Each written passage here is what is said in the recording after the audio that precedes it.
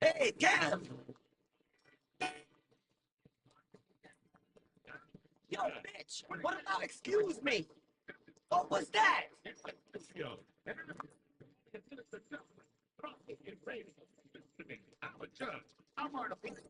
Hey, Lexi! I need this! I have to retire my course. Well, Judge Grady's back in his chambers making his decision. Let's talk to a few people in the courtroom audience. Madam, what do you think? Who's in the right here? Really empathize with her. Guys only care about women in revealing medieval clothing and taking up the back door. And what about you, sir? I really like the part where they talk about elephants doing it. Back at police. Just the lunches. WKTT 1066. Because those that drink anything wants to give you country to it. WKTT. We know the truth.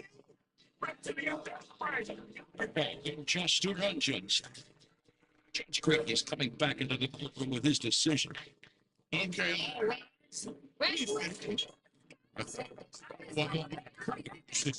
Will you both please approach the bench? Okay, Chuck, face left. Now, Chuck, raise your hand. I'm sorry, it's an ugly city. Look, baby. I love you, baby. Remember, I will always remember. how good this feels. How good this is. This shit is fucked up. You animal. The guy you raped the other day want a rematch. You like your shit. Oh, I guess. If you want to rape, give me a call, and I'll hit you up with cocaine. Eat this. Defendant and the plaintiff have to play. How should we decide this case?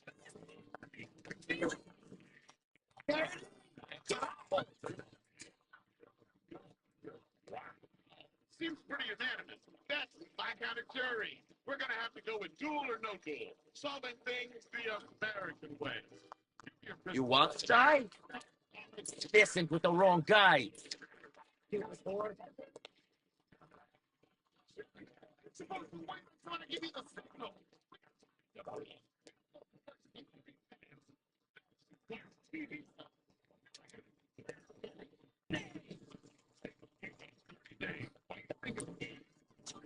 Okay, you can take it down a bit. Some of those good things in the city, you know, back in the days. This one thing, yeah, remember.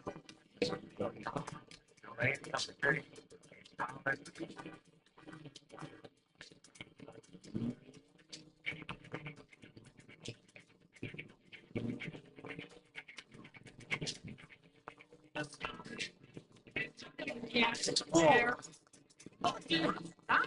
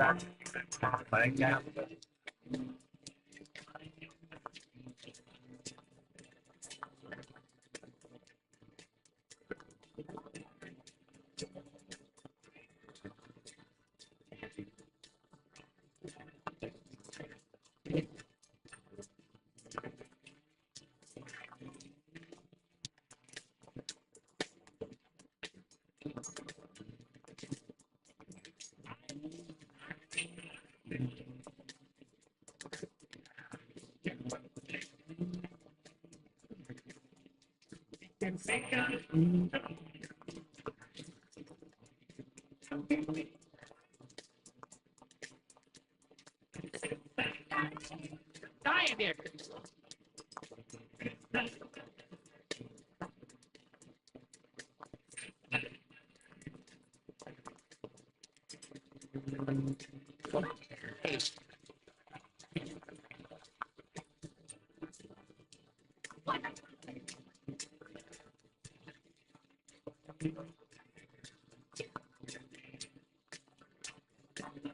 Oh, that's her. God damn it.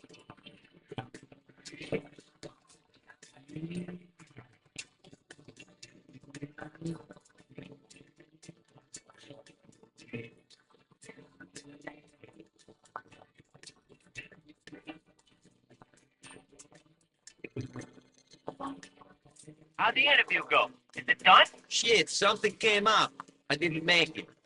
Maybe they'll schedule another one. They fucking better.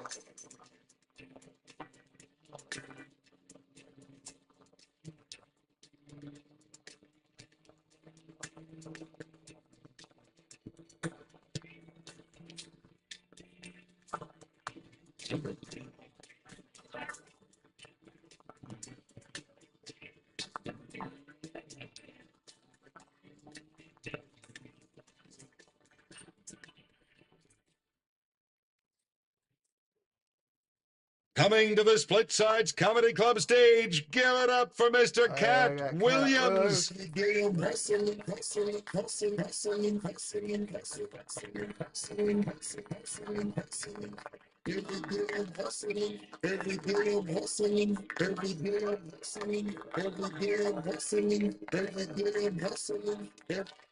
What's going on, Liberty City? How are you? Good to see everybody out there tonight. It's a beautiful night. DJ's playing my favorite song. Could you just play it one more time? It makes me feel strong. Like I don't know if you've heard this song or not, but it makes me feel strong. Hold on, just play it one more time. Let me see if I can. Okay, hold on. A song like this, you need it as your alarm clock, so you can wake up in the morning to some gangster shit. You just be in the bed, just waiting on it, just going to play.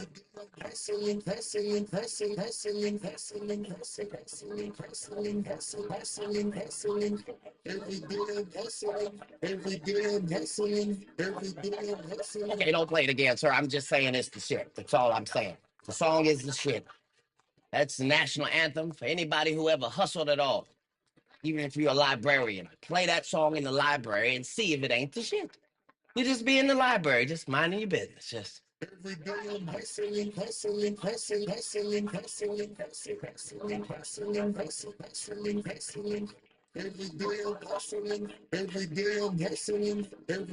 Okay, don't play it again, sir. Don't play it again. Just saying the song's the shit. That's all I'm saying. All I'm saying, if you went to heaven and that song was playing, you know it's finna be a party in heaven. You just walk in heaven. You just Okay,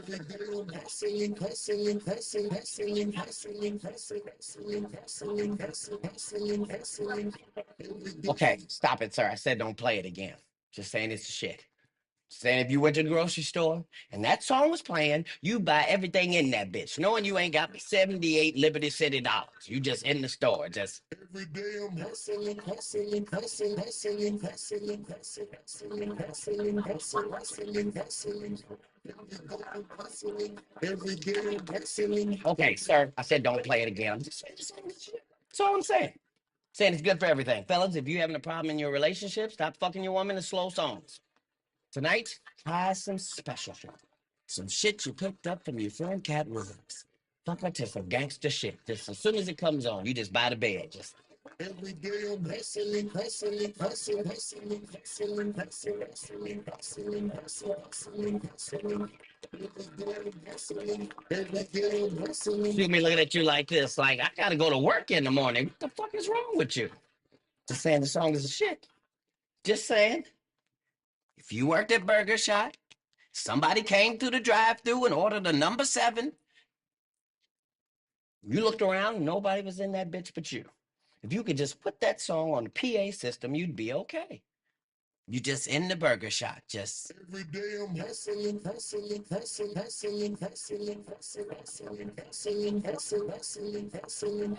Every day I'm hustling, every day I'm hustling, every day I'm hustling, every day I'm hustling, every day I'm hustling, every day I'm hustling, every day I'm every day I'm every day I'm hustling, every day I'm hustling, every day I'm hustling, every day I'm hustling, every day I'm hustling.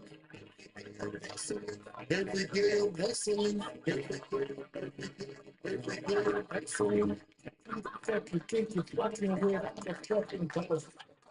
Ladies and gentlemen, Cat Williams, I'm a rock star.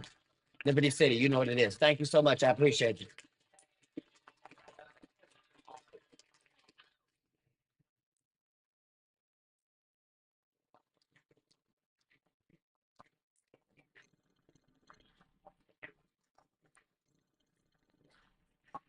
Nico, it's Roman. We should go and get drunk. I'm so.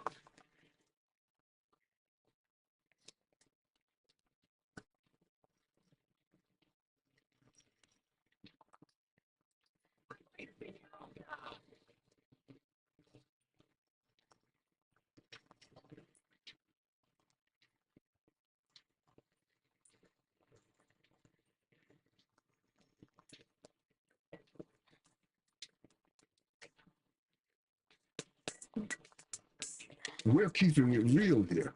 We're concentrating on what matters. Making life, not taking it.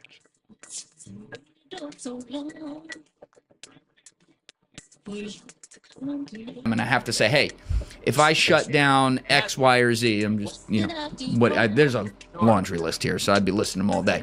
If I shut down this, or that in the past, I can't even say yet that you're right, but now I can't say you're wrong. So my apologies. Seriously, like a lot of people out there, especially those of you listening who are extremely, if you view yourself as like a level-headed, you know, kind of let's just see what the facts are here person, like you gotta give that to people who have been on the train of like, you know, world's run by satanic pedophiles and like that. Like, well, now you're seeing some of it. Now you're seeing that this like supra government involves people who may or may not be into those kinds of things. Emphasis on may. Emphasis on R, actually. Now, there's other guys like Nick Kaswani, Blair White, and a ton of other YouTubers going into the details of the files and showing all of what has now come out. I'm not going to go beyond a certain line in this video because some of it is just too dark and too graphic, but I do want to give some sampling of the kind of activity that we're talking about in order to make the point of this video clear. We have this woman who sends a photo of her baby to Epstein and says, "Your generosity has no limits," after receiving an unbelievable sum in her bank account, and that she's never seen such a number in her bank account. Harvard professor Martin Nowick emailed Ghislaine in 2002 to thank her for her hospitality, and out of nowhere said, "I'm so happy I didn't kill anybody," referring to their visit.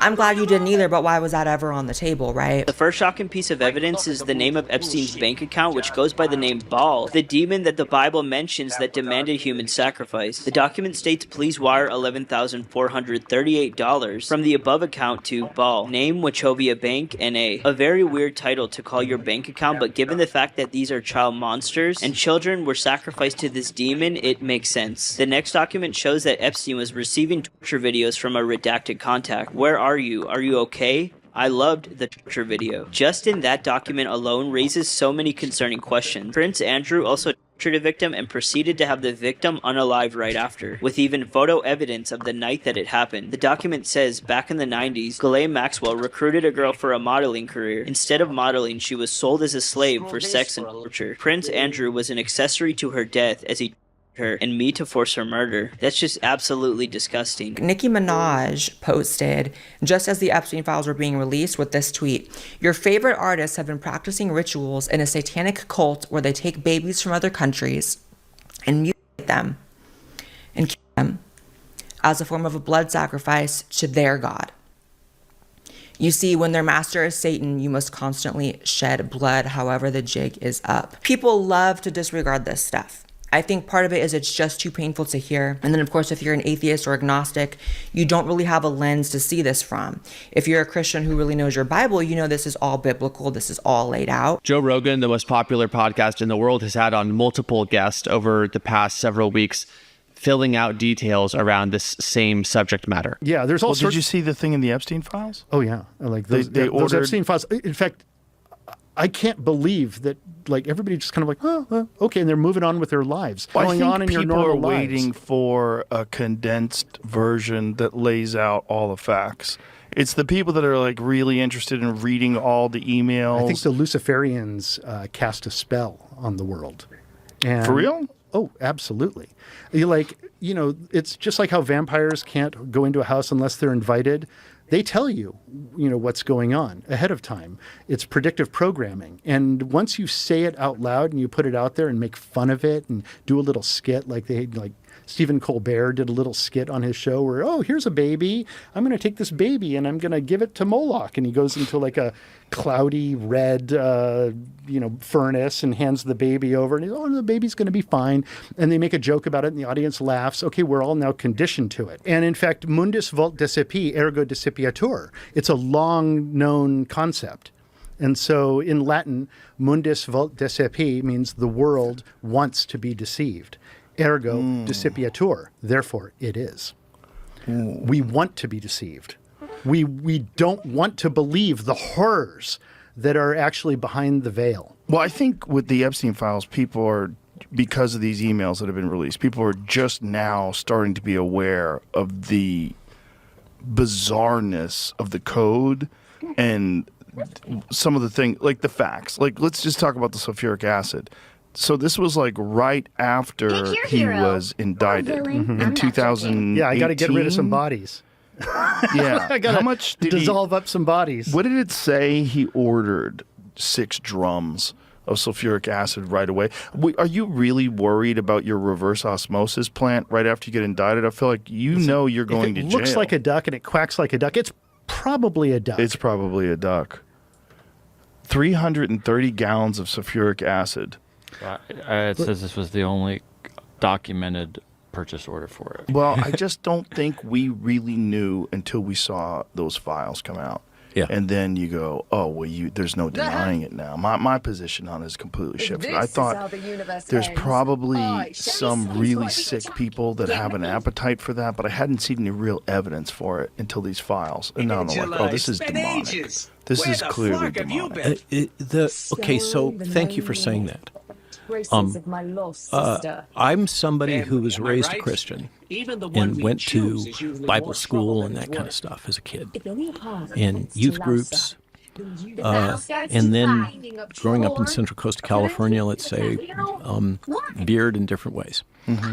But the experiences that we've encountered over the last half a dozen years, it's hard to come up with a language to express what we're observing in the world other than the language of theology. There's these references to pizza, a lot of references to pizza that are 100% some kind of a code. Yeah. And then it brings you back to Pizzagate. Yeah. And which was widely dismissed. You know, Yeah. everybody's like, oh, this is a bunch of kooks. Here it is. She said she felt God's presence next to her when she was in bed. She knows that Jesus watches over her and he helped save her life. And then he writes, whoops. And then in response, Jeffrey Epstein says, you should dress up as him when you see her. It is dark. So we see this darkness. It involves leaders in academia, in science, in industry, in politics. Another just insane detail that has emerged here is that Lawrence Krauss was trying to get Epstein and Rogan to meet together. Yeah, I'm in the files for not going, because Jeffrey Epstein was trying to meet with me. He writes here in this email, sorry about Rogan so far. He seems more timid than I would have thought. This is from Krauss to Epstein regarding Rogan. One of my guests was trying to get me to meet him. I was like, are you high? Like, what the are you talking about? For what reason would you?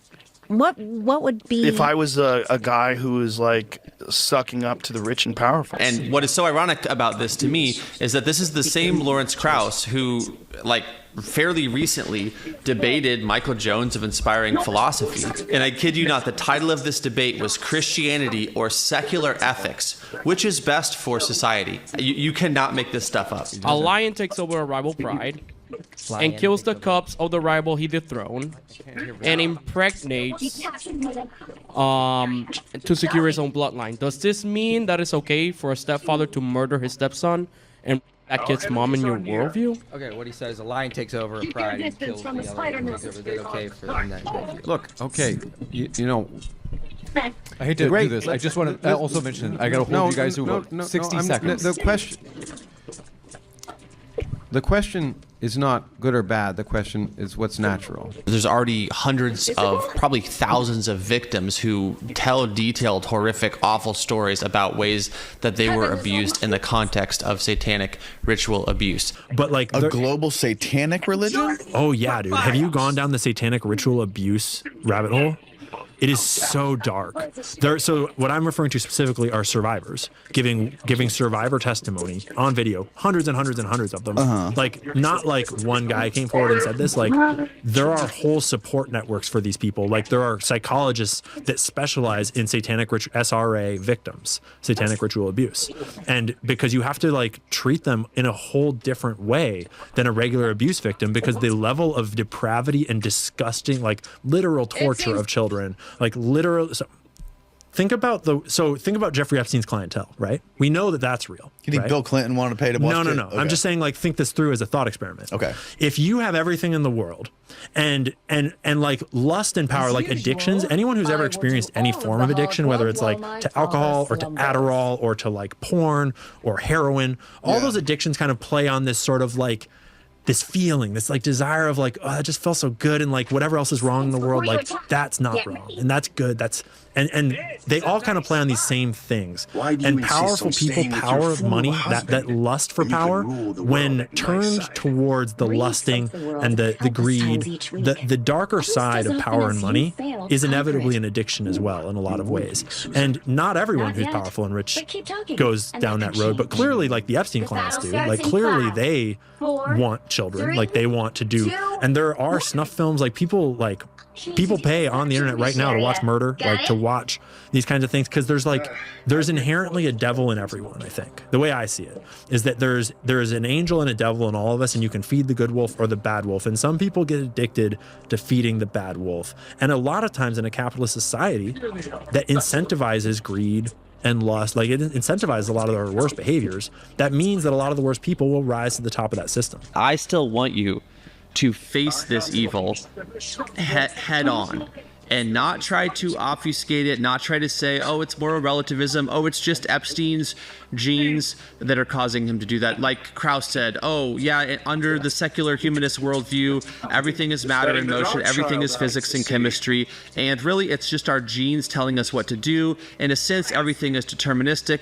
I guess these people's genes just make them do these types of things to kids. Aw, shucks. I guess no one's moral opinion can be better than anyone else's. I guess it's all just determined. It's all just their genes. Like, if the best we can do is say, I disagree with you, or boo Epstein, I hope we can see the problem with that type of worldview. I hope we can see that evil is real and good is real. And that's actually good news in the sense that we start there and then we go, well, then what is the source of good and what is the source of evil? And we start to go upstream and we realize, wait, the only way that there can be real good and evil is if there is some kind of a moral law that distinguishes between the two. And then that would mean that we have a moral compass or a conscience that allows us to perceive rightness and wrongness in accordance with a standard. Well, where does that law come from, or where does that standard come from?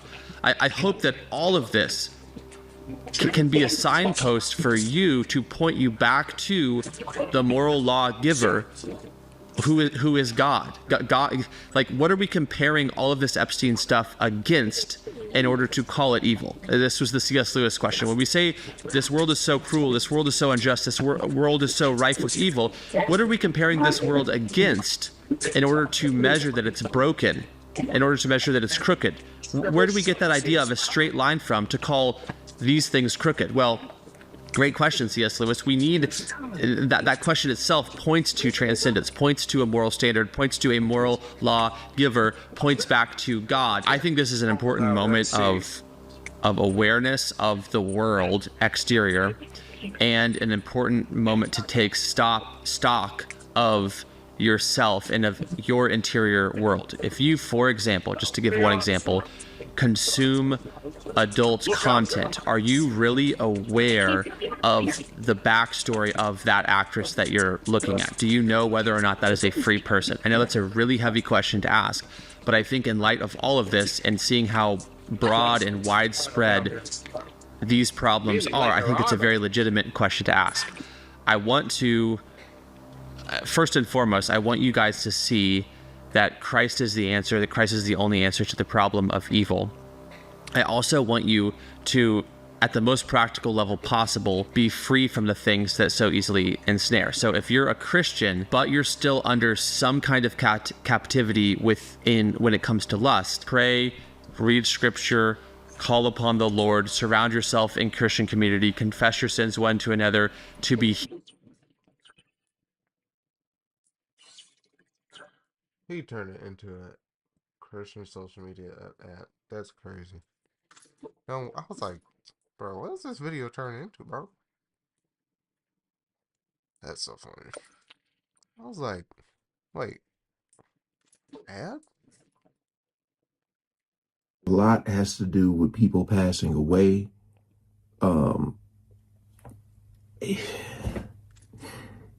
Someone had sent me, and I had just saw it talking about Robert Carradine. And you know how sometimes, like I said, you forget people's, like, their actual names. You just know them from the show or the movie. But Robert Carradine, from Nerds, Revenge of the Nerds, passed away the other day. And they were talking about, being bipolar. And I was just like, man. And then I got another message sent to me about Martin Short's daughter, gone at 42 years old, from allegedly the same thing like Tommy Lee Jones' daughter, unalived themselves, allegedly. And I was just like,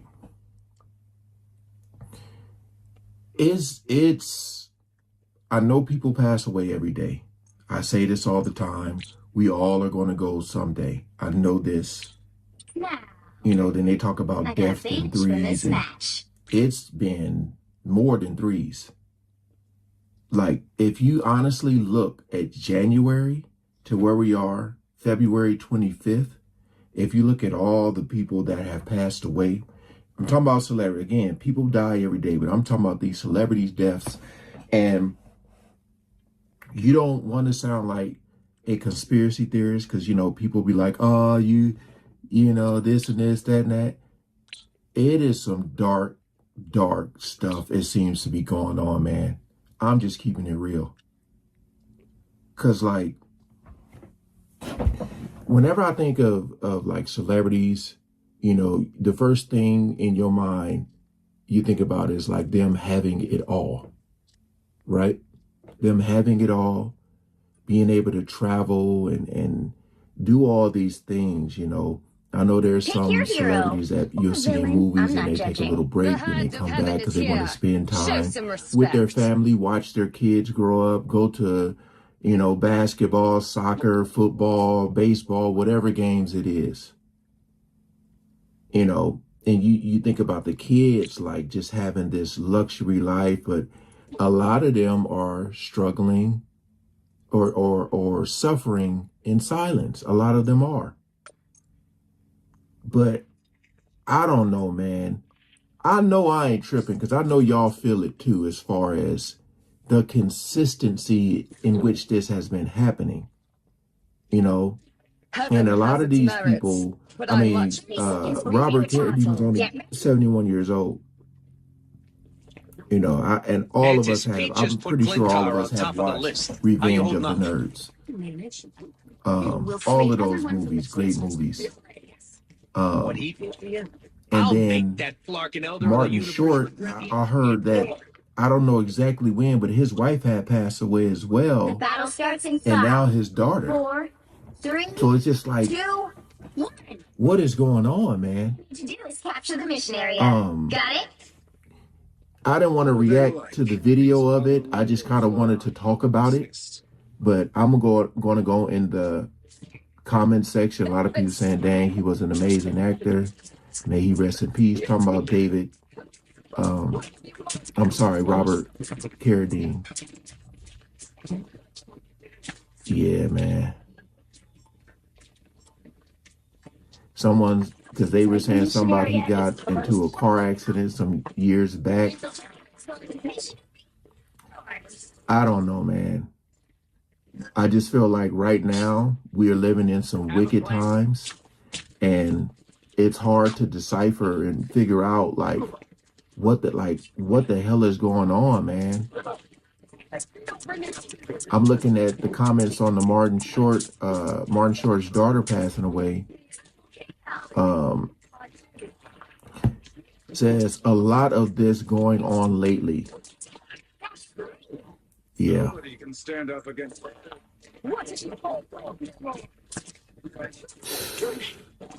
I don't know. Like, the thing is, you know, we watch the movies, we watch the shows, you know, we laugh, we cry.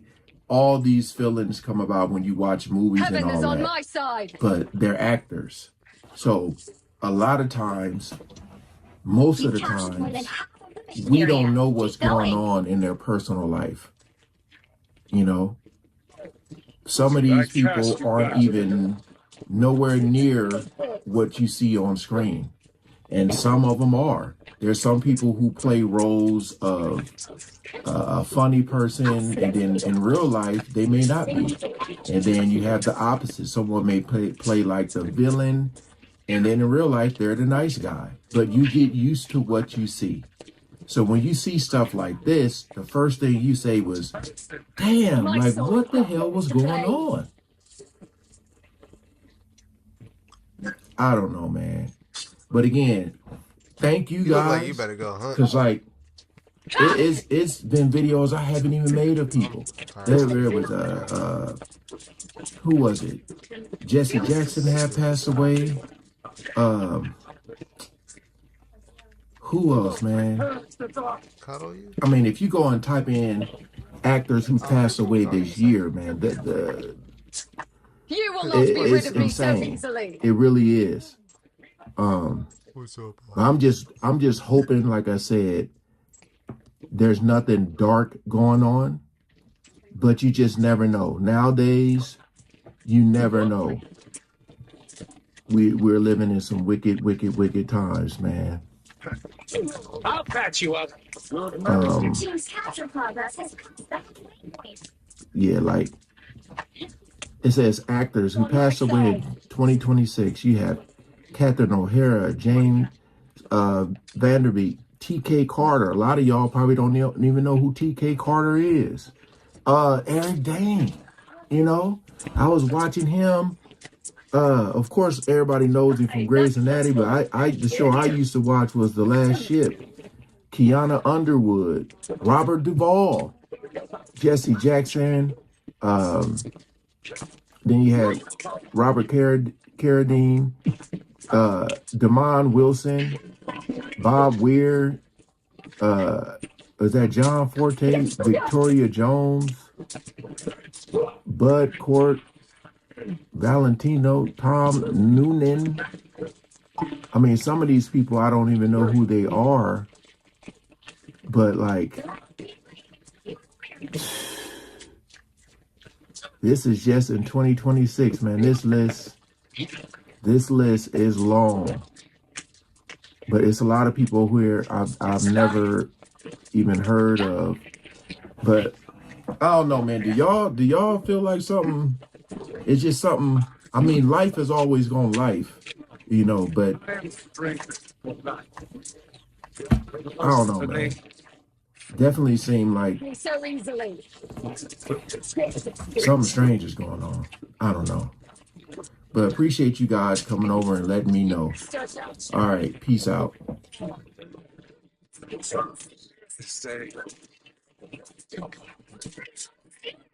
Deserve your attention.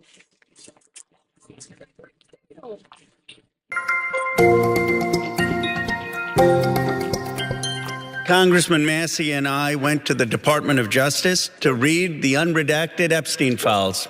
We spent about 2 hours there, and we learned that 70 to 80% of the files are still redacted. In fact, there were 6 wealthy, powerful men that the DOJ hid for no apparent reason. When Congressman Massey and I pointed this out to the Department of Justice, they acknowledged their mistake, and now they have revealed the identity of these 6 powerful men. What, you want it? The real question is, will Democratic Congressman Ro Khanna unveil the names of these powerful men? Why don't we wait and see? These men are Salvatore Navora, Zorab Mikaladze, Leopig Leonor, Nicola Caputa, Sultan Ahmed bin Sulayem, CEO of Dubai Ports World, and billionaire businessman Leslie Wexner. The battle starts in 5. He did it. You've just heard Representative Ro Khanna name 6 of the alleged co-conspirators in the Epstein files, names that were ridiculously redacted, but now we have some clarity on who these individuals are. Now, right off the bat, I just want to say, while there are certainly some emails incriminating some of these people, and I'll tell you which ones we have some potential evidence of wrongdoing for, I want to be clear that not everyone that was listed is definitely someone who carried out child sex trafficking or engaged in any type of criminal behavior. It's important to actually investigate this appropriately. And if there is evidence, bring them to trial and ensure that there are real consequences for it. So let's talk about the names that were just listed right now. So there is little to no information on 2 of the individuals. So I'm not going to be able to talk about them at length at all. And that's Zorab Mikaladze and Leonid Leonov. Look them up. There isn't much information about them online. I'm sure we're going to learn more about them in the coming days. We already know who Sultan Ahmed Al Sulayem is. We talked about him. He's from the UAE, and we've done previous videos where we kind of discussed his relationship with Jeffrey Epstein and how Jeffrey Epstein was essentially utilizing that relationship in order to build a relationship between Israel and the UAE. And it does turn out that he's the individual who sent Epstein that torture video that Epstein emailed back to say he really loved. I love the torture video. So again, Ahmed Al-Sulem is the person who sent that torture video. How do we know that? Well, thanks to Congressman Thomas Massie, who posted about it just yesterday, saying, in response to my posts on X today, DOJ unredacted an FBI file that labels 2 individuals as co-conspirators, unredacted a file that lists several men who might be implicated, tacitly admitted that Sultan Ahmed Al-Sulem was the sender of the torture video. Now, he's not an American citizen, so in terms of justice being served, when it comes to the Sultan, I don't think that we can expect much here in the United States. But when it comes to American citizens who have been wrapped up in this case, who have been listed as co-conspirators in the documents, but have never been tried or never stood trial for these alleged crimes, I think that the time has come. I think people are ready to see a real investigation into this, and more importantly, to see real justice for the survivors who were victimized and were denied justice for decades. And I'm going to stop and say this real quick, because this is a broader point about Congress and what can and can't be done by just a handful of Congress members. We have been led to believe that, well, you know, it's our system of government is set up in a way where you can't really have 1 or 2 people make a difference, right? It's bureaucratic, there are checks and balances. But you want to know something? When you have Congress members who are willing to fight to make others bend to their will, as Ro Khanna and Thomas Massie have done. And by the way, Marjorie Taylor Greene, she's no longer in Congress, but she was also a fighter on this issue, and she deserves a lot of credit for it. They've all been attacked. As we know, Thomas Massie is dealing with a primary challenger in his congressional race, but they were undeterred and they kept going. And it's inspiring to see, especially at a time when I am super black-pilled on Congress in particular, it is very good to see that in some cases, if we have members of Congress who are willing to fight, they could actually accomplish something that's really important here. Both transparency and potentially in the future, this is what I'm hoping for, justice for the survivors. So let's talk about the other people that were listed by Ro Khanna. So you have Salvatore Nurara. Didn't know much about him. Apparently, he was a member of the NYPD and served as a detective.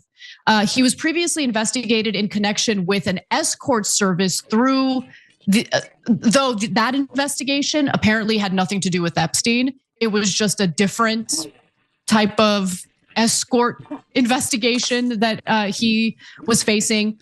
So he was one of Epstein's contacts in the Little Black Book. That's all I know about him right now. Again, it bears repeating, just because he's listed doesn't necessarily mean that he engaged in any criminality. If we live in a just world, if we lived in a country that believed in justice, he would be investigated and we would find out what kind of relationship he had with Epstein and whether or not he ever engaged in the predatory behavior that victimized these young girls. Now, there's also Nicola Caputo, who is an Italian politician. He now works in agriculture. His name appears in records linked to Jeffrey Epstein, sourced from a 2009 New York Police Department list. That's all I know about him.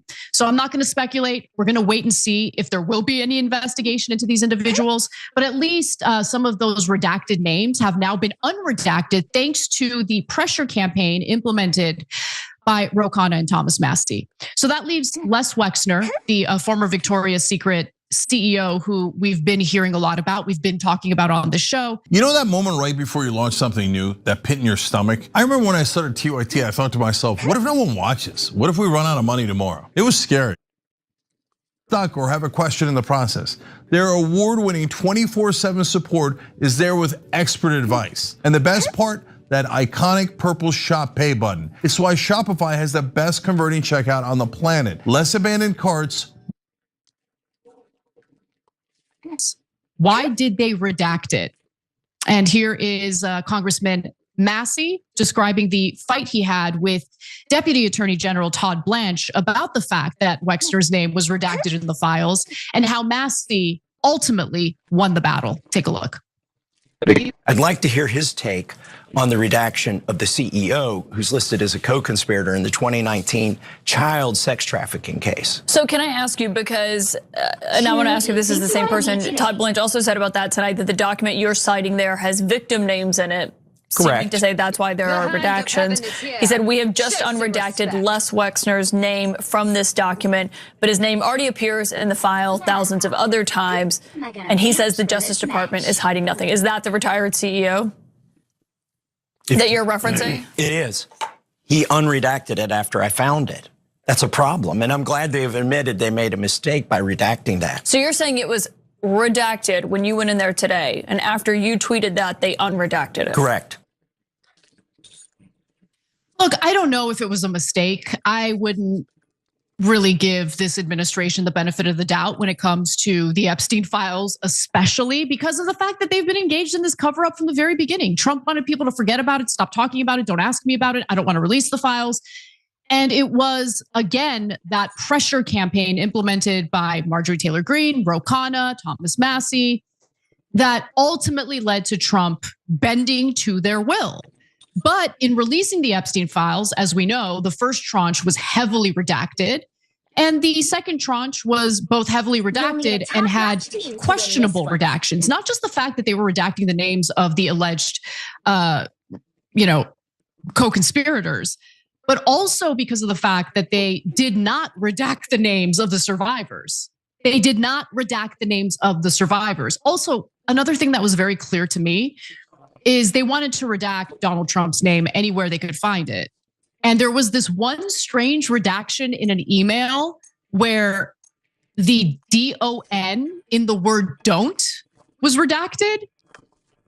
So I don't know if it was like an auto redact thing looking for Donald or Don, but like, come on.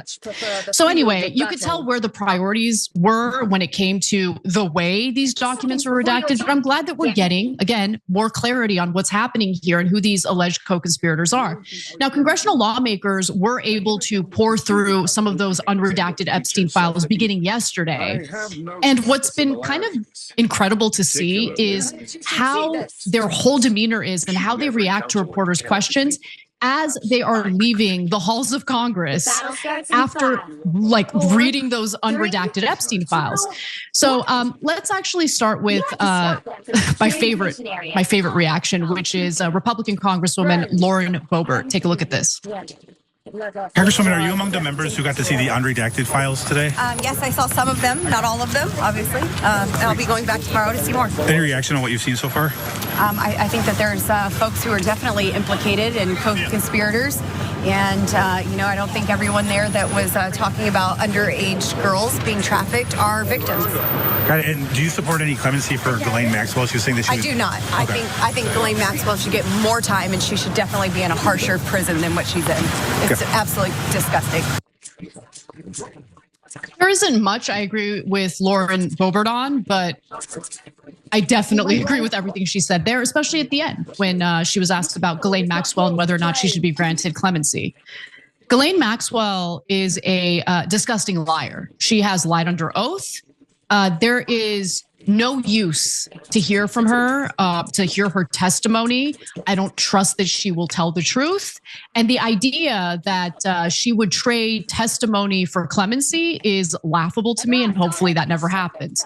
But as you can see, after Lauren Boebert looked at those unredacted files, she was shaken by it and upset about it.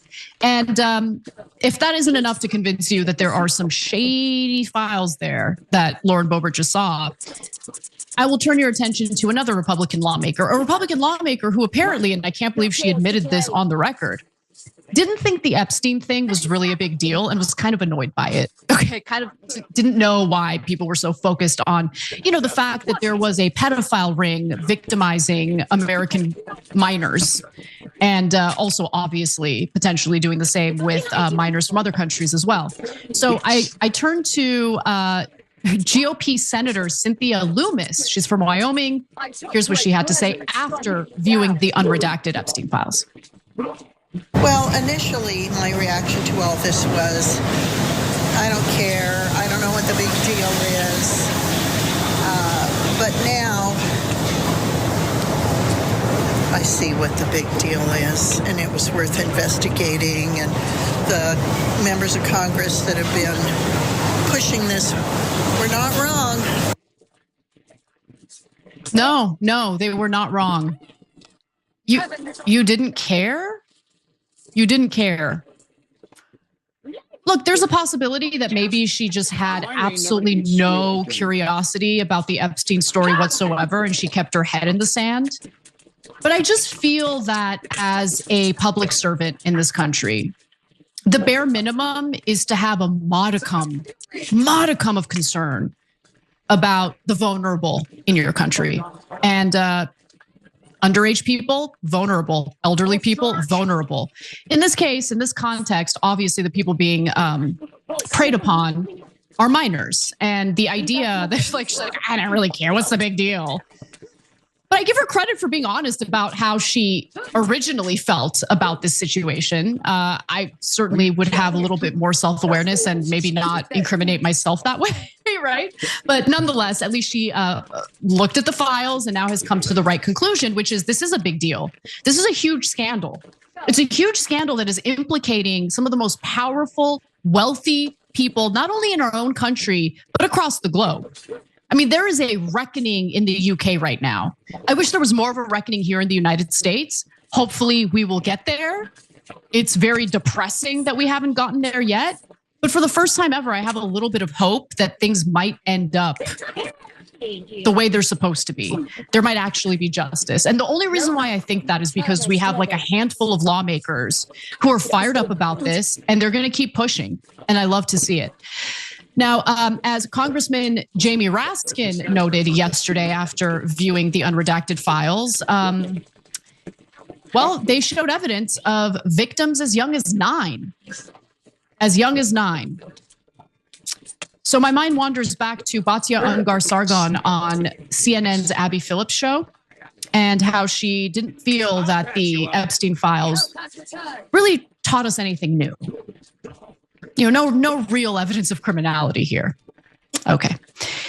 So yeah, it is a huge deal. And if there is a confirmation of victims as young as 9, I want to know why haven't charges already been filed, right? Like that should have already happened. But finally, I want to discuss why the survivors, because a lot of people have been asking this, including yesterday. I think it was Box who wrote in and asked, look, why are we like going through this lengthy, arduous process? Like, why don't we just have the survivors name the perpetrators? So I want to show you why it is likely they're avoiding naming names themselves. Because you have a lot of powerful people who are chomping at the bit to further destroy these women's lives. And if you don't know what I'm talking about, take a look at this. A woman who was on Epstein's plane, she says, I was never on an Epstein plane with a young woman. Right. I never got on this. This is total defamation, a total lie, but I can't disprove it because they won't give me her name. For example, in my case, it's an adult woman. We don't know whether she's a victim. We don't know whether she's a perpetrator. We don't know whether she's a co-conspirator. Why do you hide her name and produce the name of the people who are accused? That's guilt by accusation. That's guilt by association. It's McCarthyism. It's wrong. It's unconstitutional. It has to stop. And the media is playing a role in this. Politicians are playing a role in this. Epstein will never be remembered for this. He will be remembered for inciting McCarthyism that infects America now more than it ever has since the 1950s.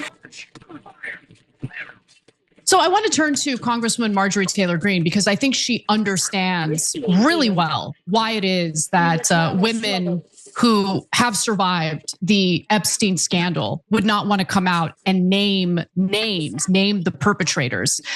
So let's go to this post on X where she says, and this right here is exactly why the Epstein victims are afraid to publicly name the list of rich, powerful men.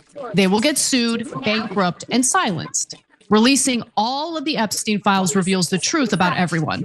So she's right about that. And by the way, I have personal experience with this, not in that I was ever victimized or preyed upon by Epstein and his cabal of billionaire pedophiles, but because of the fact that Dershowitz, who was Epstein's lawyer, of course, he volunteered to be Epstein's lawyer, and he's the one who secured the sweetheart deal after Epstein was convicted in 2008. Okay, so that's what you should know about Alan Dershowitz. And yes, he has been named in the files. There have been accusations against him, including from Jane Doe 3, who claimed that Dershowitz was totally fine with what was going on. In fact, at one point, she alleges that she was going down on Epstein, and Dershowitz would just casually walk in and have a conversation with Epstein as it was happening. Okay, that's what she alleges. Okay, so it's not just the thing about the plane. It's not just the thing about him getting a massage. He had his underwear on, he alleges. It's the fact that he allegedly knew about what was going on and was providing cover for it. That has also been alleged. Now, anytime I have done a story or talked about or been on a panel with Dershowitz, his MO is to threaten lawsuits, always. Now, I'm a big girl, okay? And I like discovery. I'd like to discover a lot of things. So you want to sue me, go ahead, because I know I haven't defamed him, and I know that there's no merit to said lawsuit. But I also know that getting threatened like that by a guy who's got money is scary. And you know that that could ruin your life. You know that that could bankrupt you if you can't afford attorneys. So that's probably why these women didn't want to come out and name names. Now, the reason why someone like Ro Khanna is able to name names without fear of litigation or a lawsuit is because he did that on the House floor. Why is that relevant? This is something that a lot of Americans don't know about, but members of Congress, public servants, are immune from lawsuits if they are saying something while they are on duty, for lack of a better way of putting it, right? So if they are on the House floor and they are saying something as part of their job, they are protected from the types of lawsuits that these women would probably deal with should they be the ones to make these allegations, let's say on social media or something like that.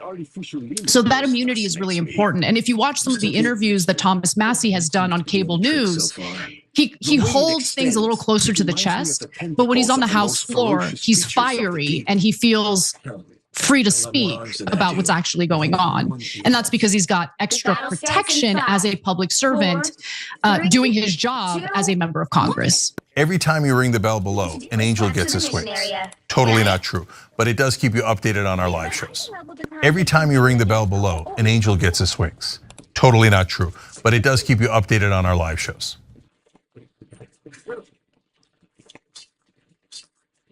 I feel renewed. Bill Clinton is currently being interrogated by the House Oversight Committee over his connection with Jeffrey Epstein. Only one problem: Donald Trump is the one who really should be investigated. And another problem: Bill Clinton dropped a huge bomb on Donald Trump during the start of this interrogation. And Jimmy Kimmel had a really good question about all of this, because isn't it all kind of just sitting under their noses and they're just deciding not to look at it? Congressman Pat Fallon from Texas, he was on Fox News. Listen to this, because it's just bonkers. So this has never been done before, and a former president's never been compelled to appear before Congress. Is this where this is all heading as of today? Well, we've never had a former president either this close to a convicted felon either. I mean, it's problematic. We've never had a former president this close to a convicted felon. We have a current president who is a convicted felon. By the way, this whole thing of like, oh, we started this precedent, now we can indict former presidents. I don't know. Like, listen, you are president for 8 years. You do not become king.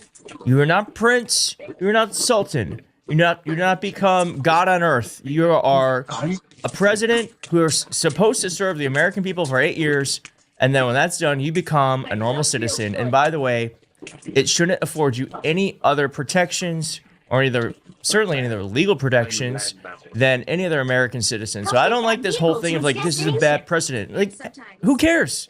If you did something wrong and Congress wants to speak to you, or if you supposedly, allegedly have done something wrong and Congress wants to check it out, I think that's well within their right. I think we should stop babying presidents. I think that's kind of how we got into this mess, to be quite frank. Now, Morgan Freeman, I don't know, where'd he come from? Morgan Freeman, but he's here. He's back. And he is also kind of just speaking truth to power on MS Now. Well, we have somebody sitting in the White House who's leading us down a shithole.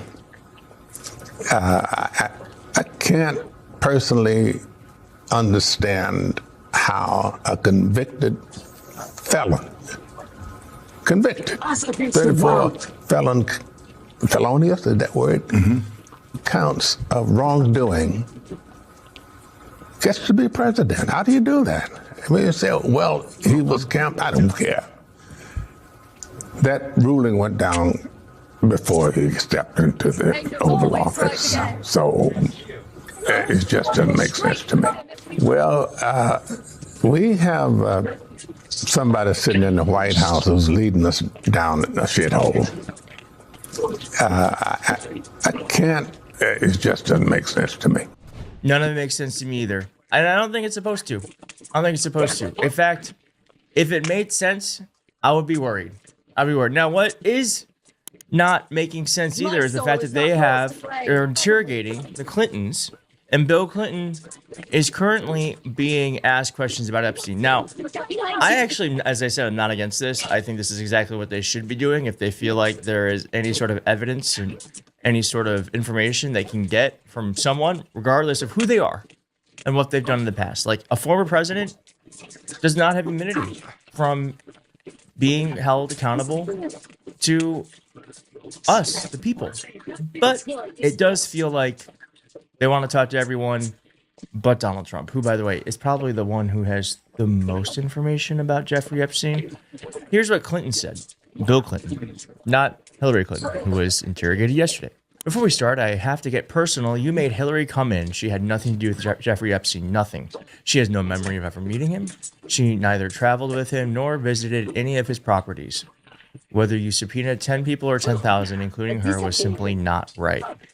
He went on to say, though my brief acquaintance with Epstein ended years before his crimes came to light, and though I never witnessed during our limited interactions any indication of what was truly going on, I'm here to offer what little I know going on. I'm here to offer what little I know so that it might prevent anything like this from ever happening again. There's a photo of Bill Clinton. And it went on to say here, first, I had no ideas of the crimes Epstein was committing, no matter how many photos you show of me. I have two things that at the end of the day matter more than your interpretation of those 20-year-old photos. I know what I saw, and more importantly, I know what I didn't see. I know what I did, and more importantly, what I didn't do. I saw nothing, and I did nothing wrong. Okay, let's just read this last quote. As someone who grew up in a home with domestic abuse, not only would I not have flown on his plane if I had any inkling of what he was doing, I would have turned him down, turned him in myself, and led the call for justice for his crimes, not sweetheart deals. Okay, he said that would be an unsatisfying answer. I mean, I suppose it's just, listen, again, like, we're not a cult on our side. The only one who's really going to know the truth is Bill Clinton, Jeffrey Epstein, perhaps Ghislaine Maxwell. We don't know. We don't know what Bill Clinton did or did not know. What I like to do in these sorts of instances is I like to shrink it down to size, because I think this can all feel very big. Someone's plane, billionaires, former presidents. But really, these are just people. These are just people in relationship with one another, okay? Now, we just have to ask, in my own life, if there's someone I know and I've hung out with quite a bit, is that an acquaintance? I would say no. And generally speaking, after you hang out with someone a few times, you have a sense of them. Now, it very well could be that Bill Clinton did not know of anything going on with Jeffrey Epstein, but just keep this in mind. Like, think about in your work life. Think about on Facebook with your friends. Think about like your own friend group. That there's always gossip. There's always gossip. And if Jeffrey Epstein, or we know Jeffrey Epstein was doing unthinkable things involving other powerful people, one would have to assume there was some level of gossip going around it. Though people might not have known for sure, there were probably rumors, there was probably speculation, there was probably some sort of gossip around it. Now, was Bill Clinton involved in that? Did he know? He says he didn't. I just think about people I barely know, I'm acquaintances with. I know more about them than I should. Maybe it was different in the 90s. Think about it too like this. When you are, I don't know how many billionaires are there. Back then, what were there, 2,500? I think there's like 4,000 now. Think of a big high school is in the South. Like, how many people are in there? 2,000, 3,000? You probably know most of the people in your school, certainly all the people in your class. I don't know. I just think to me, it just seems like a bit of a leap if I apply what he's trying to say to my own life around people that I kind of do or don't know. It's just hard for me to grasp that he didn't have any idea. He didn't hear one thing. Okay. Now, I just want to say that this is like a smaller thing, but this is Howard Lutnick, who you might remember said he had nothing to do with Jeffrey Epstein. He never wanted his island. And then it later was revealed in emails that he was on the island. And now we found out that this image was deleted where he's on Jeffrey Epstein's island. The government deleted it. And now Rep. Nancy Mace is actually calling for him to take questions from the Oversight Committee. Ted Lieu said, "Dear Howard Lutnick, so how many times did you go to Epstein's island? Dear Pam Bondi, why are you covering up this picture of Epstein's friend Lutnick? And are you really so stupid you think deleting a picture after you post it on the internet will make it go away?" It's very strange. This is not the end. This is just the beginning. And if you want to keep following along with me, then please do hit like on the video. It tells YouTube you like this video, you want to see more of them. And hit subscribe, because then you definitely will get more of these videos. And I'll see you soon. Bye.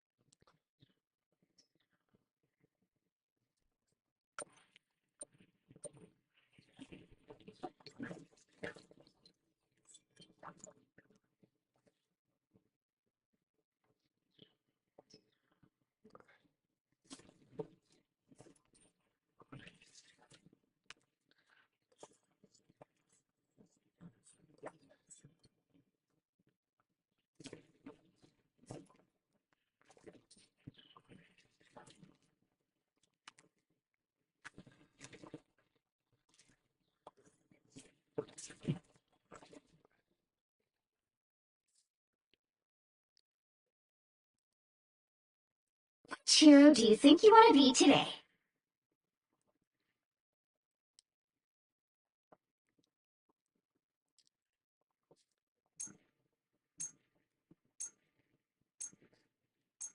Open your eyes. Reality is but an illusion.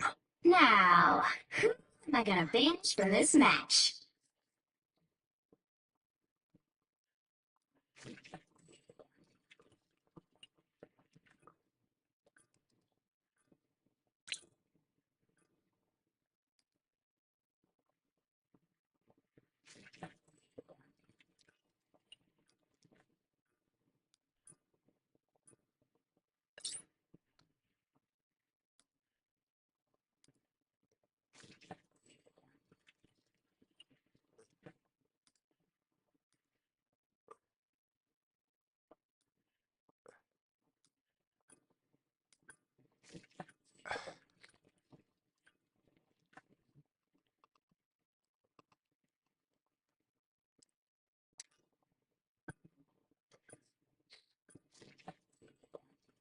You'll need a top-notch team to win this one. The hand of heaven is here. Show some respect.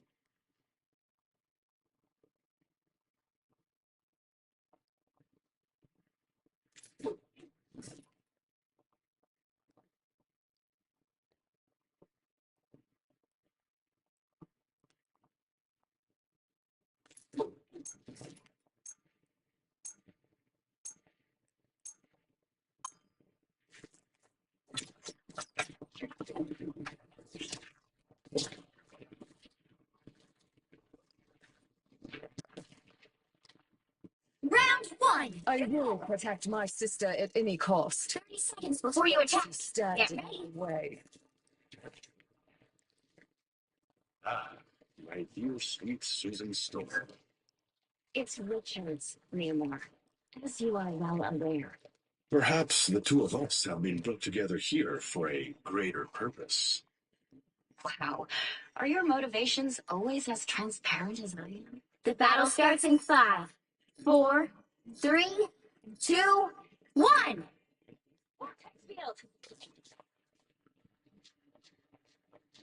You think this is a challenge? Try raising 2 superpowered kids. Anyone willing to help? They look like they mean business.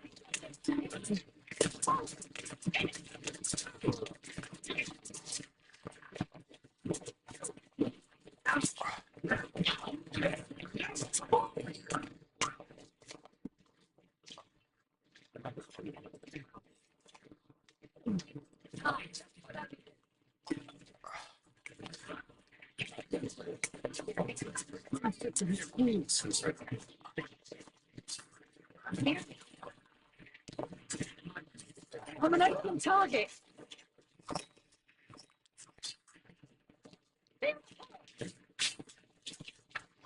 Let's not lose.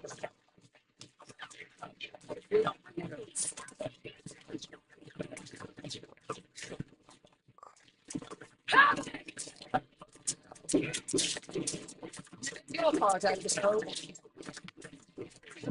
You know, one of the things that stood out is CIA's involvement in mainstream media and Hollywood. And I think a lot of people have suspected that over the years. You know, you see a lot of comments and a lot of discussions about that. But this makes it even more real because there's very specific examples of how they do that, how they approach, what the conversations are like, why they do it. And like we said, this is just scratching the surface. This goes very deep. During the time much of the world was shut down during COVID, Breaking news, just COVID-19. Dr. Matthew Alford was at his home in the UK when he received a strange delivery to his door. I think it was literally in lockdown. You know, I was doing nothing in my life, as you can imagine, and I got a letter through the door, and it was from the CIA, and I thought, this is bizarre. Dr. Alford is an author and lecturer of the University of Bath who specializes in studying the relationship between the entertainment industry and the U.S. military. After opening the envelope, Dr. Alford found himself reading the personal emails of one of the most famous figures in Hollywood.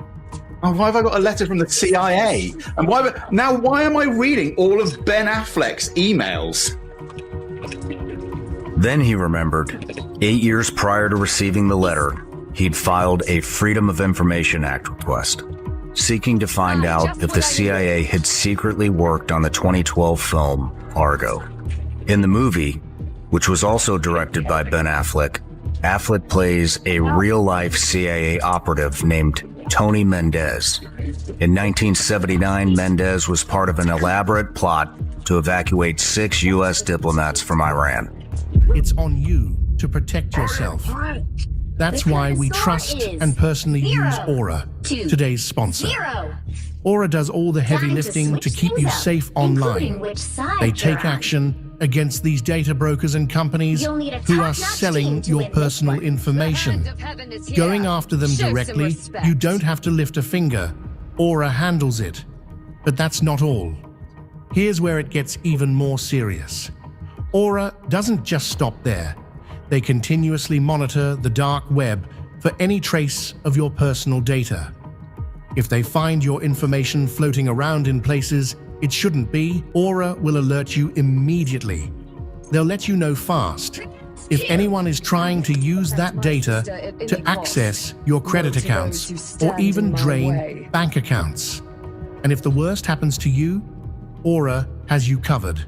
They offer up to $5 million in identity theft insurance to help you recover if someone gets a hold of your information and tries to do real damage. You're Don't underestimating wait my light. until it's too late. That's okay. Head over to our Happens all link, the time. aura.com/anonymous, to try Aura free for 14 days. That's plenty of time for Aura to find out if any of your personal data is exposed and start protecting you from these threats.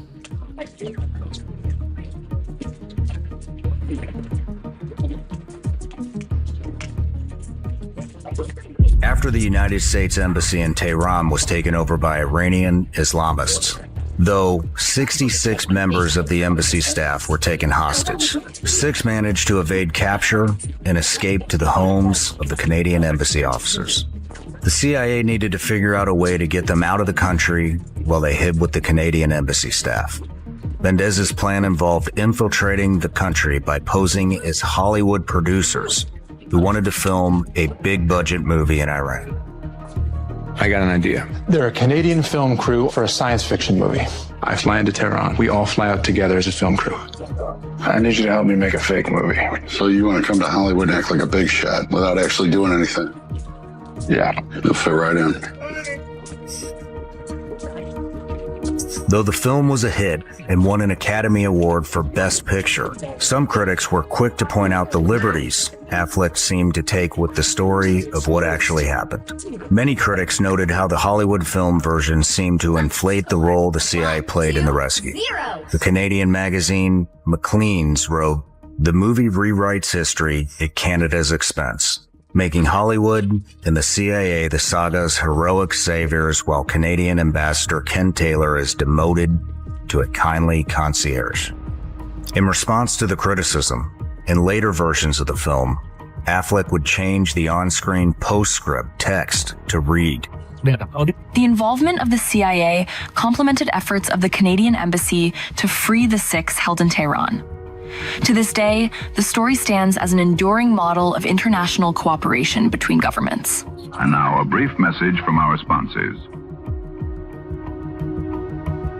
Selling to the Department of War is hard, especially if you don't know who to talk to, where the real buyers sit, or how to find funding. That's where SBIR advisors come in.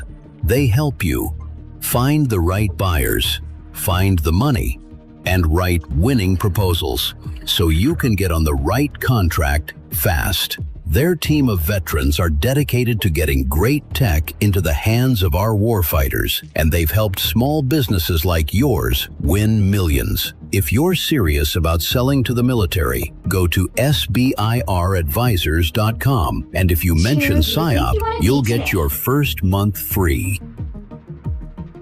The hand of heaven is here. And now, Show some respect. back to our program. What Dr. Alford wanted to know is if the CIA itself was involved in Affleck's artistic liberties with the story. Dr. Alford Cinema, the shocking new evidence of government control in Hollywood, and co-produced the documentary Theaters of War. He and his fellow researchers frequently submit Freedom of Information Act requests to influence the movies and TV shows Americans watch. As it turned out, the CIA was very involved in supporting Argo. And of course, it was that I'd put in a Freedom of Information Act request in 2012 that there'd only been actual contact between CIA and producers for that show until this information came through. So there are several of these shows that actually, whether they intended to cover it up or not, basically the information didn't come out that they'd been working on those, that they'd been working closely with the producers. To win this one.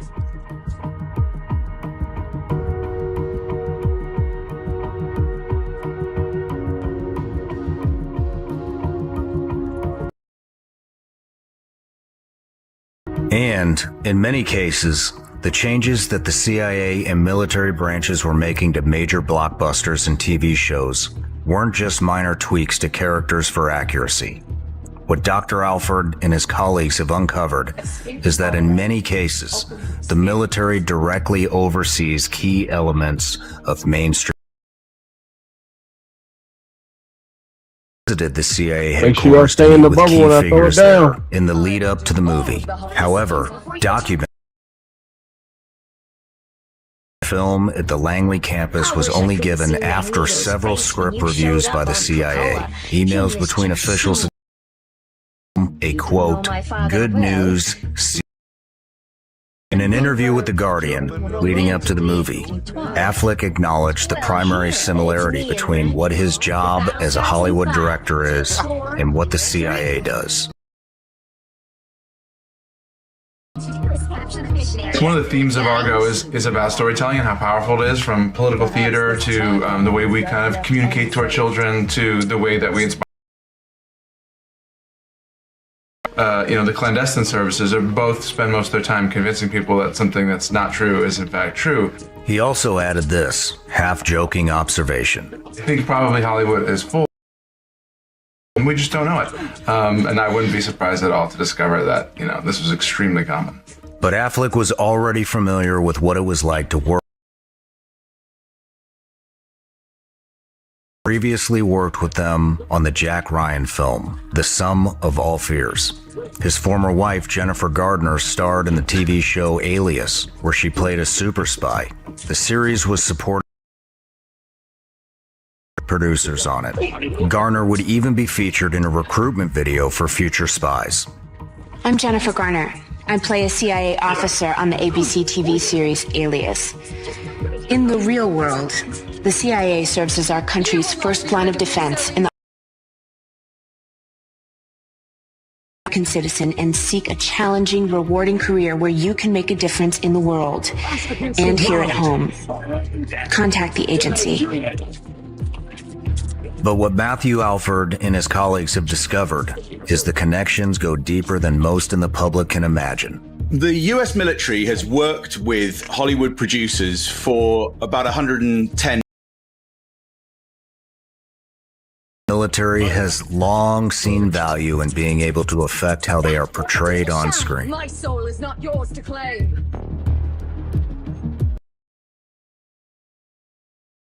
Even the very first film that was ever made, pretty much the first political film, was literally the Spanish flag coming down and the American flag going up in 18. Second movie. But really, the relationship became much stronger between the military and the Department of Defense in the immediate aftermath of the Second World War, when there was the establishment of the Entertainment Liaison Office in of national security really came into being in the mid-late 1940s. World War II was sort of a golden age of government propaganda. 42, the military was looking for ways to get messages behind enemy lines. In many cases, PSYOP methods like dropping leaflets were too dangerous in access control areas. However, they saw an opportunity in one of America's popular new trends: scanning the radio dial. If sudden pain ever hits, in your head or nerves, there's an easy way to make it fade. One of the surest ways to feel your best is the simple pleasure of being smartly dressed. At the heart of the American tradition lies an economic system built on opportunity and initiative. Particularly popular were shortwave radios. Unlike stations found on the FM and AM dials, shortwave signals weren't subjected to the same kinds of regulations that control major broadcast frequencies. Unlike AM and FM signals, shortwave radio signals bounce off the ionosphere and can be transmitted around the globe, even by amateur radio operators. That means that if you have a shortwave radio transmitter strong enough, you can broadcast your message anywhere on Earth, even behind enemy lines. Shortwave broadcasts soon began sending news about the war all over the world. World News Today, brought to you by Continental Radio and Television Corporation, by shortwave broadcasts direct from important overseas capitals, as well as the leading news centers of our own country. CBS correspondents are waiting to bring you a complete report from the world's political and battlefront. FDR saw an opportunity to send pro-Allied messages into enemy-controlled countries and create the Office of War Information. Part of their job was to operate the shortwave broadcast of a new outlet called Voice of America. Listeners located anywhere on Earth could hear the news of the world, often from a perspective advantageous to American interests. These type of broadcasts remained an important part of American psychological operations throughout the Cold War with the Soviet Union. The crucial element of his stay in China will, of course, be his talks with Chinese leaders. The idea of using media as a method of influence had long interested the intelligence agencies, with the CIA identifying movies specifically as powerful instruments of warfare in a 1943 memo titled "The Motion Picture as a Weapon of Psychological Warfare." The stated objective of the formally classified document is to, quote, exploit the potentialities of the motion picture as a weapon of psychological warfare for the United States. Here's an excerpt from the memo. The motion picture is one of the most powerful propaganda weapons at the disposal of the United States. It can serve many diversified functions. Motion pictures are a potent force in attitude formation, and attitudes are the basis of action and morale. Motion pictures can stimulate or inhibit action. Motion pictures are important in all the major types of psychological warfare, directly in general propaganda, indirectly, in connection with certain aspects of subversive, economic, and diplomatic propaganda activities. Motion pictures can be employed on most of the major psychological fronts. They can be aimed at the people of countries allied to the United States, of the countries occupied by the United States or her allies, or countries neutral to the United States, to inform and to create attitudes favorable to the United States and unfavorable to the enemy. The memo also discusses the, quote, suppression of motion pictures of enemy origin judged to have potentially subversive influence, and makes note of the military national security strength of having an influential U.S. motion picture industry, the products of which have achieved a worldwide popularity.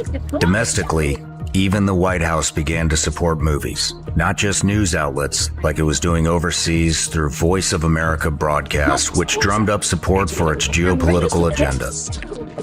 In the late 1960s, John Wayne wrote a letter to President Johnson to say, I want to make a propaganda film about Vietnam because I believe in this conflict.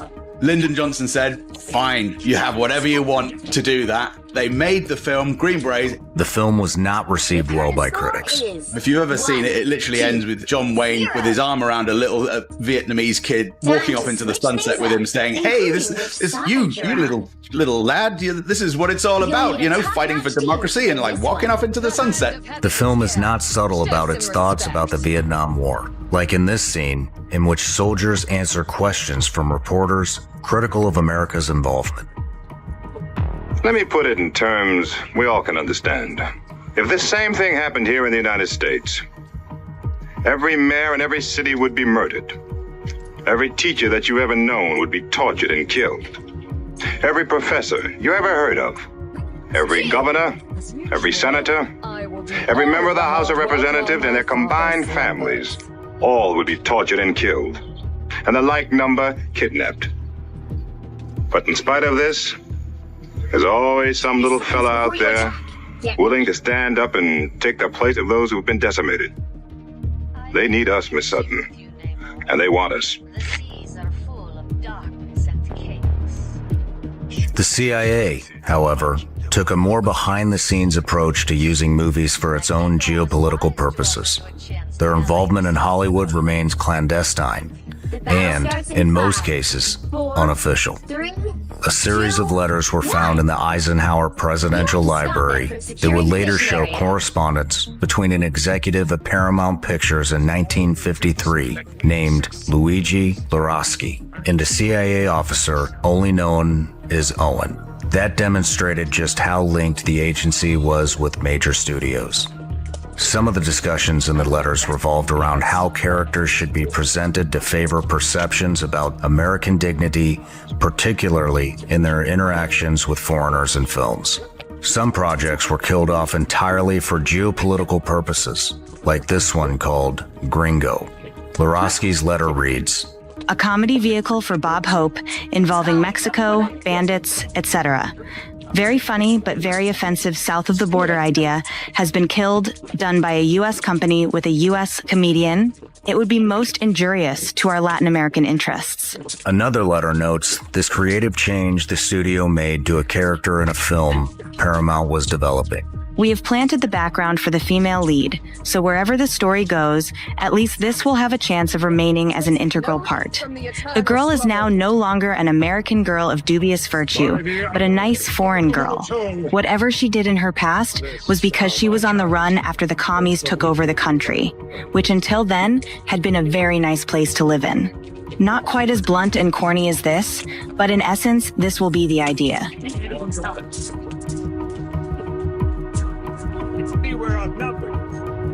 Loroschi also provides the CIA officer insights into which studio executives the agency could rely on to perpetuate their messages, and which ones, quote, will have to be guided very carefully. Despite being active behind the scenes within the Hollywood studio system, the CIA's strategy was to remain in the shadows, and it did not have any sort of formal office to deal within the entertainment industry. For the most part, they didn't even want to be formally acknowledged in the films.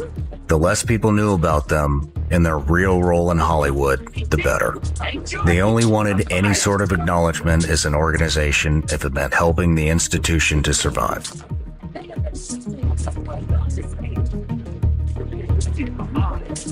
Even though the CIA didn't have a proper office, a proper outfit, they were still able to prevent even the mention of the acronym CIA from its inception until 1959. And the first film that even shows CI is, I think, North by Northwest by Alfred Hitchcock, and Hitchcock removes the A. So, although historians have popularly seen the CIA as not involved in Hollywood, it actually did a heck of a lot in the 40s and 50s behind closed doors. The main historian on this particular thing, the person who wrote the first major book about this, he said that if it weren't for the 3 films that the CIA helped to produce in 1947, probably the CIA itself wouldn't have even existed, because that laid the astroturf, that laid the media landscape for people to accept the creation of this new national security body. Though interactions behind the scenes with the studios were common with intelligence agencies, the military took a different approach. They would make their relationship with Hollywood more direct by propping up what is known as the Entertainment Liaison Office at the Department of Defense. The relationship became much stronger between the military and the Department of Defense in the immediate aftermath of the Second World War, when there was the establishment of the Entertainment Liaison Office in the Pentagon, and when all this architecture of national security really came into being in the mid-late 1940s. For decades, though, the work of these special DoD offices remained mostly under the radar. My identity must remain a secret. Dr. Alfred Tomsecker and others got curious about just how involved officials within this office were in the creation of Hollywood projects and started sending out Freedom of Information Act requests about the office's work. Eventually, they learned the truth.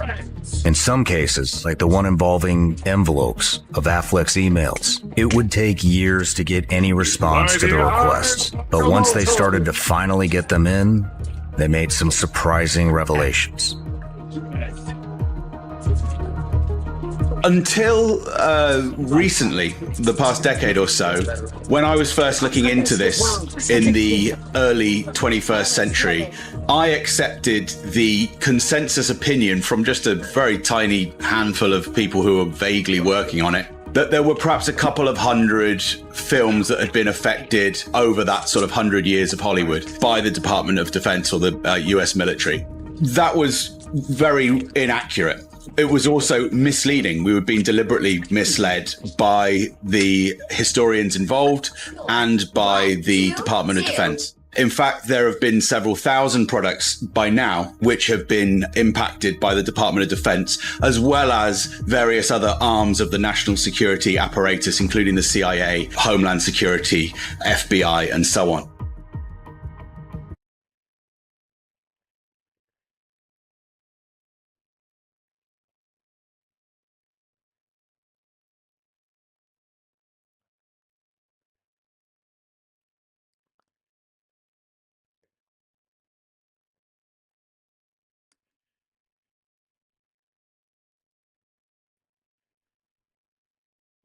It says, oh no, it's a cargo ship, it says.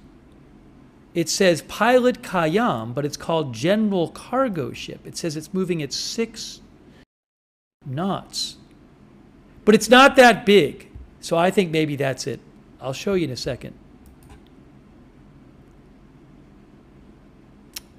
Well, I can't tell. How big is it? I'm looking here. Yeah, it looks, it's a decent size. I don't know. I don't know if that's a cargo ship or not. I can't tell. That one's moving. But you see, you can see the ship moving right where my cursor, right where the arrow is. Right there. Not that, I mean, I don't think it's relevant to an attack on Iran, but.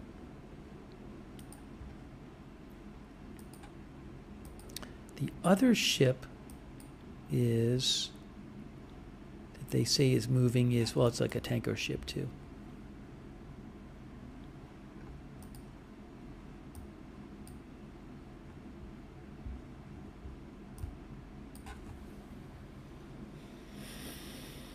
You can go to marinetraffic.com and go to the Haifa Bay and see what they have listed. Hey, thanks, Ruth. That's so nice of you. Our moderator, Ruth. That's so kind of you. Thanks, Ruth. I got to thank all of the moderators for moderating a second. I really appreciate it. Thanks, Susan Mann, for being a member.